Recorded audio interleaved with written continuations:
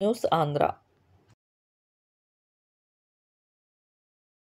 నకిలీ మొక్కజొన్న విత్తనాల వల్ల నష్టపోయిన కౌలు రైతులతో ఎన్టీఆర్ జిల్లా మైలవరం నియోజకవర్గంలో రెడ్డిగూడెం మండలంలో ఓబుళాపురం, నరకుళ్ళపాడు, తోలుకోడు కౌలు రైతులతో రైతు భరోసా కేంద్రం వద్ద అఖిల భారత కిసాన్ మహాసభ రాష్ట్ర కార్యదర్శి డి. హరినాథ్ నాయకత్వంలో పుల్లారావుతో కలిసి ధర్నా చేయడం జరిగింది. బేర్ కంపెనీ, కారంటెక్, శ్రీకార్ సి 19 కంపెనీలకు చెందిన విత్తనాలను, పురుగుమందులు 5 రకాలు ఉచితంగా ఇస్తామంటూ ఎకరానికి దిగుబడి 3 నుంచి 4 టన్నుల వరకు వస్తుందని, రాకుంటే 80,000, 90,000 చెల్లిస్తామని వ్యాపారస్తులు రైతులను నమ్మించి పంటలు వేయించి మోసం చేశారని కిసాన్ మహాసభ రాష్ట్ర కార్యదర్శి డి. హరినాథ్, అఖిల భారత వ్యవసాయ గ్రామీణ కార్మిక సంఘం రాష్ట్ర కమిటీ సభ్యులు డి.